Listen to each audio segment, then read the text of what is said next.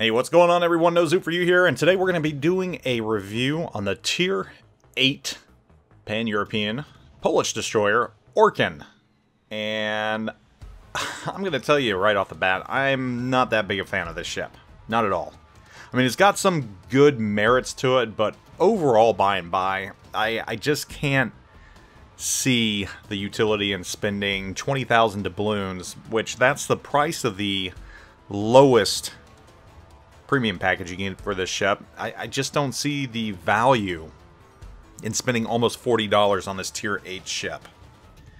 And I'm going to get into why. I'm going to give you some pros, and I'm going to give you some cons, and, you know, it's not all bad with this ship. It's not a horrible ship. It's just not a great ship. And I think one of the things that hurts it is the fact that it's a Tier 8 ship. And there's some very big limiting factors to this ship. Things that, in my opinion, will cause the average player to struggle with this ship.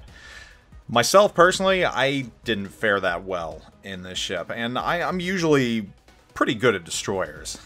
For some reason, I just could not string together a good game in this ship. I mean, I did a lot of supporting actions, I did a lot of things to help my team, but those things didn't really help myself.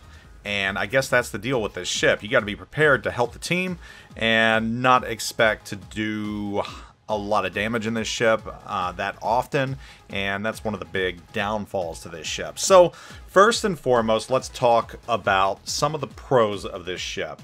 First and foremost, your torpedoes.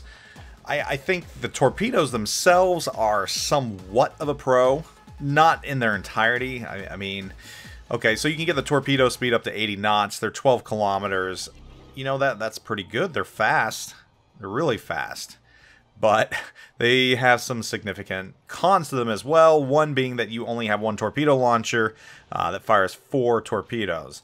On top of that, your maximum damage is 10,000. You'll be lucky if you get that out of a torpedo strike, especially on a battleship. So there's some cons right there that just mitigate your torpedoes. Another pro is you get the reload down to 63 seconds. That's a huge pro, especially since you only have 4.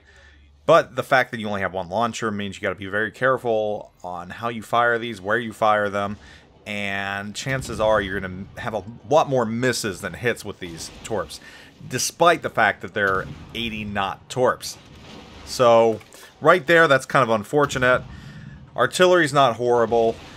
4.5 second reload, though, it's not really going to help you when you're going up against Tier 9 or Tier 10 destroyers in this ship. It's just not.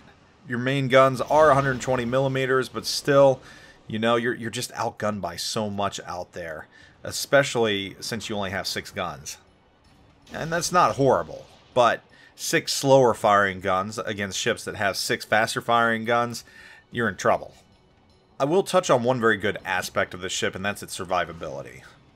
When you add the survivability expert commander skill to this ship, which I usually do on destroyers of Tier 8 and above, provided that there's not something I absolutely need more, you've got a total hit pool of 18,500. You're usually able to survive a couple torpedo hits with that. And the bright side to that is, with the heals on this ship, you're actually able to heal most of that back, or at least half of it.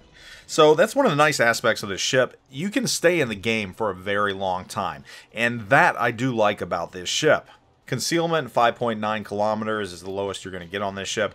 Not horrible, but once again, when you're going up against Tier 9 and Tier 10 ships, it's not the greatest. Top speed, 36.8 knots with Sierra mics. You know, that's pretty standard for a destroyer. Turning circle radius, 590 meters. I mean, she turns pretty quick. I mean, she's not horrible in the maneuverability category here. So, yeah, overall, you know, I, in good consciousness, can't advise buying this ship for most players. I mean, it's got some good aspects to it, and one that I didn't really touch on. You don't have smoke, but you do have 7.5 kilometer radar. You know, the ship's built for a different purpose. With that radar, you're pretty much a support ship, especially if you're low tier. I mean, you're not going to be able to pop your radar and take on a ship, provided that it's like a Haragumo or a similar type of destroyer or a Friesland. You're just not. But what you can do is, with that 5.9 kilometer concealment, get close enough to pop that radar and allow your teammates to go after that destroyer or even that cruiser. And once that happens, then you can kind of join in if you want to. So a hindrance is not having smoke, but it is good having the radar. That being said, though, that's where I was talking about being that support ship. That's where you have to play selflessly. You got to be that scout. You got to be going out there and you got to be using that radar to mark enemy ships, but you really sometimes can't get involved. So the biggest con to this ship, in my opinion, or at least from my experience playing it, is its damage output. It just cannot put out a lot of damage because you're limited with your torpedoes, you're limited with the torpedo damage, you're limited with the guns because the reload just can't keep up with a lot of the tier 9s and tier 10s. Ergo, you don't want to get a gunfight with those ships. Those Kitakazes, those Haragumos. I mean, even I wouldn't feel comfortable taking this up against a Gearing even. I mean, just really, you know how brutal tier 8 matchmaking can be. You know how tough it can be. This ship is not a Cossack. And really, I would feel more comfortable in this ship if it had smoke, but it does not. Because smoke at least keeps you concealed. Yes, radar helps, but it's not going to help yourself. And, you know, you're going to be playing tier 9s and 10s a lot. And when you do, it's just hard in this ship. And I mean, the torpedoes, again, they're super fast. They reload very fast. Almost feels like the T-61 in a way, which I do like. But again, I found more of my torpedoes missing than hitting, unless the ship's straight line sailing. So, you know, the detectability range for those torps is 1.6 kilometers. That's not that bad, especially when they're flying at, you know, 80 knots. You're going to surprise some ships with them. But again, when you're only pulling a maximum of 10,700 damage, and that's usually what you're not going to see, you're just not going to do too much damage against battleships.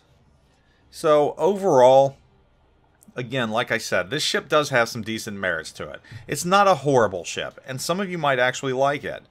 But the playstyle in this ship, in my opinion, is more passive because you just can't get out there and attack tier 9 and tier 10 destroyers and expect to live, despite the fact that you have heals and you can heal back a lot of that damage.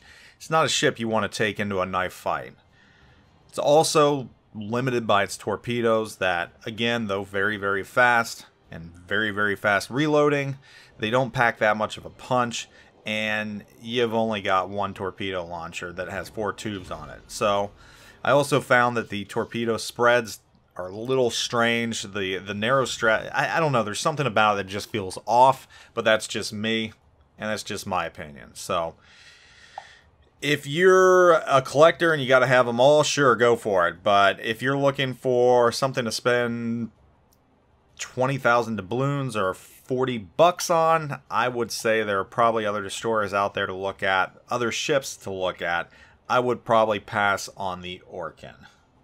If I were to give this ship a point total, you know, I would probably give it a 5.5 or a 6 out of 10. You know, we'll call it a 6 out of 10 because it's not completely useless.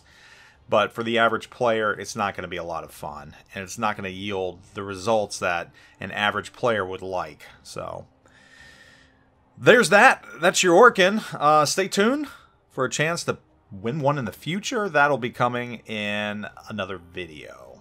Anyhow, thanks for watching. Hope you all are doing wonderful. I will catch you all later. You know, it's we got a lot of premiums coming our way, so there's probably going to be some more stuff coming out. I know testing is picking up. Tons of ships out there right now. Aircraft carriers, Russian cruisers on the way. We've got battleships, a French battleship. I mean, there's a lot of content being thrown at us. It's easy to get overwhelmed. I'm going to do my best to give you an honest, no BS opinion on these ships. And I'm going to kind of give that opinion in a way that I think every skill level can take away from it. So I'll do my best. Anyhow, guys, thanks for watching. Take it easy. Catch you all later. I'm out.